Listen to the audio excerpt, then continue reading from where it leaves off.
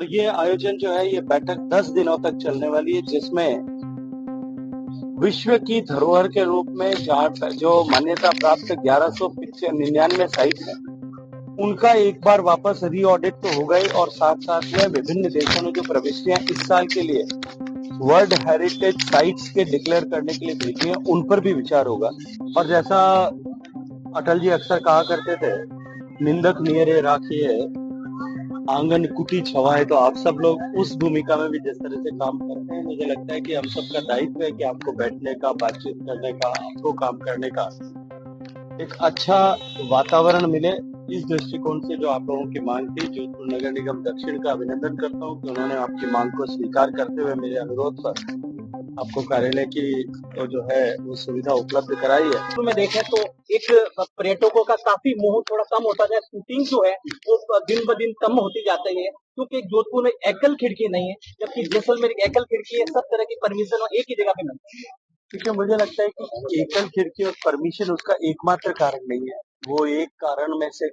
से विभिन्न कारणों में से एक हो सकता है। लेकिन किस तरह से राजस्थान में टूरिज्म की संभावनाएं बढ़े, डोमेस्टिक और फॉरेन टूरिस्ट जो है, इनबाउंड टूरिस्ट दोनों के आने वाली संख्या में इजाफा हो और एक्सपीरियंशियल टूरिज्म की संभावनाओं को बढ़े, विभिन्न टूरिज्म की संभावनाओं पर हम किस तरह से इजाफा कर सकते हैं, राज्य की सरकार के साथ बातचीत करके उसे अब आगे बढ़ाने के लिए, सिरे चढ़ाने के लिए काम करेंगे। क्योंकि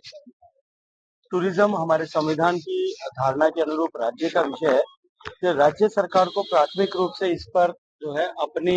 तरफ से योजना बना करके भारत सरकार को भेजना होगा और निश्चित ही उस पर विचार सकारात्मक रूप से विचार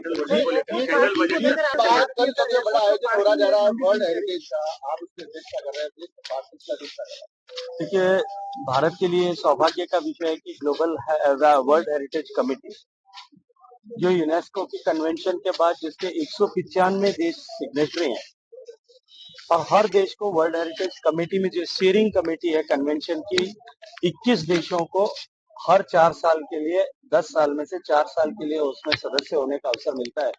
भारत को इससे पहले भी 4 बार सदस्यता का अवसर मिला, लेकिन ये सौभाग्य मैं मानता हूं मेरा कि मेरे मंत्री बनने के साथ ही भारत को अध्यक्षता का अवसर भी मिला और अध्यक्षता के अवसर के साथ में आजादी के बाद पहली बार भारत में वर्ल्ड हेरिटेज कमेटी की बैठक होना सुनिश्चित हुआ। तो बहुत बड़ी चुनौती थी कि केवल इस 40 दिन के कालखंड में हमें एक बड़ा आयोजन करना था, जिसमें देश दुनिया के लगभग 3200 से ज्यादा प्रतिनिधि होंगे, दुनिया के 165 से ज्यादा देशों के प्रतिनिधि वहां पे उपस्थित होंगे, 30 से ज्यादा देशों के मंत्री उसमें उपस्थित होंगे, जो टेक्निकल लोग उसमें उपस्थित होंगे और इसके साथ साथ में जो है माननीय प्रधानमंत्री जी और डीजी यूनेस्को दोनों की उपस्थिति में उसका उद्घाटन होगा। और ये आयोजन जो है ये बैठक 10 दिनों तक चलने वाली है, जिसमें विश्व की धरोहर के रूप में जो मान्यता प्राप्त 1199 साइट है, उनका एक बार वापस री ऑडिट तो हो गई और साथ साथ में विभिन्न देशों ने जो प्रविष्टियां इस साल के लिए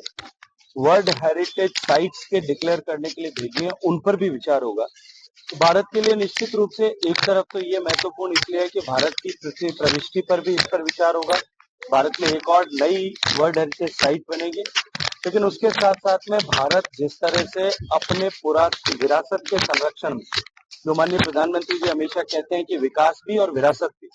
विरासत के संरक्षण में जिस तरह से भारत ने एक्सपर्टीज और प्रोग्रेस हासिल की है, उसको हम पूरी दुनिया को दिखा पाएंगे। भारत में जो वर्ल्ड हेरिटेज साइट्स हैं, भारत में जो एएसआई की साइट्स हैं 4000 से ज्यादा, उनका संरक्षण हम किस तरह से कर रहे हैं, पूरे विश्व में अनेक देशों में,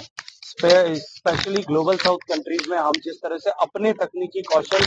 और अपनी ताकत के आधार पर उनके पूरा संपदा को संरक्षित करने का काम कर रहे हैं, इस सब के ऊपर जो है हम पूरी दुनिया के सामने शोकेस कर पाएंगे। इसके अलावा भारत की सांस्कृतिक विविधता, भारत की खान पान की विविधता, भारत के पहनावे की विविधता, भारत की ऐतिहासिक विविधता, इन सब का दर्शन भी हम आने वाले पूरी दुनिया के अतिथियों को करा पाए, इसके लिए हमने वहां माकूल व्यवस्थाएं की है। मैं ये मानता हूं कि ये तीसरी बार सरकार बनने के बाद माननीय मोदी जी के जो मंत्र है विरासत की और विकास की, उस दिशा में एक बहुत बड़ा आयोजन बहुत जो है दिल्ली में होने वाला है। सर एयरपोर्ट के पार्किंग को लेकर बहुत समस्या आ रही अभी इस विषय को लेकर के दिल्ली जब अखबारों में ये समाचार छपे थे, एयरपोर्ट अथॉरिटी ऑफ इंडिया को मैंने बताया था। आज उनके एग्जीक्यूटिव डायरेक्टर आई नहीं है और इसका जो है एक बार माकूल व्यवस्था होकर के इसका समापन हो, इसके लिए काम अभी प्रारंभ हुआ है। जोधपुर के पत्रकार साथी सभी हम सब लोग एक परिवार के रूप में काम करने वाले लोग हैं और मैंने तो कभी भी ऐसा महसूस नहीं किया कि हम किसी पत्रकारों के या ऐसे किसी अलग हमसे हट करके किसी एक समूह के साथ में वार्तालाप करते हैं। हमेशा ही पारिवारिक रूप से स्नेह आप सब लोगों से मुझे एक सामाजिक कार्यकर्ता, एक राजनीतिक कार्यकर्ता होने के नाते मिला है और मेरे भारतीय जनता पार्टी परिवार को भी हमेशा ही आपका इसी तरह का स्नेह मिला है। पत्रकार साथी जो दिन भर रह करके लगभग 24 घंटे में से 20 घंटे 18 घंटे काम करके सामाजिक सरोकार से जुड़े हुए विषयों को, जोधपुर शहर से जुड़े हुए विषयों को, जोधपुर शहर की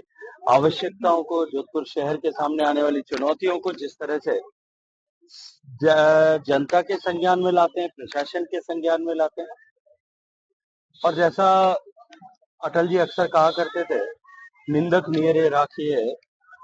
आंगन कुटी छवाए, तो आप सब लोग उस भूमिका में भी जिस तरह से काम करते हैं, मुझे लगता है कि हम सबका दायित्व है कि आपको बैठने का, बातचीत करने का, आपको काम करने का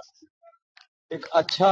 वातावरण मिले। इस दृष्टिकोण से जो आप लोगों की मांग थी, जोधपुर नगर निगम दक्षिण का अभिनंदन करता हूं कि उन्होंने आपकी मांग को स्वीकार करते हुए मेरे अनुरोध पर आपको कार्यालय की जो है वो सुविधा उपलब्ध कराई है। मुझे लगता है कि ये मिलने के बाद में आपका क्वालिटी ऑफ वर्किंग जो है उससे निश्चित रूप से इम्प्रूव होने वाला है।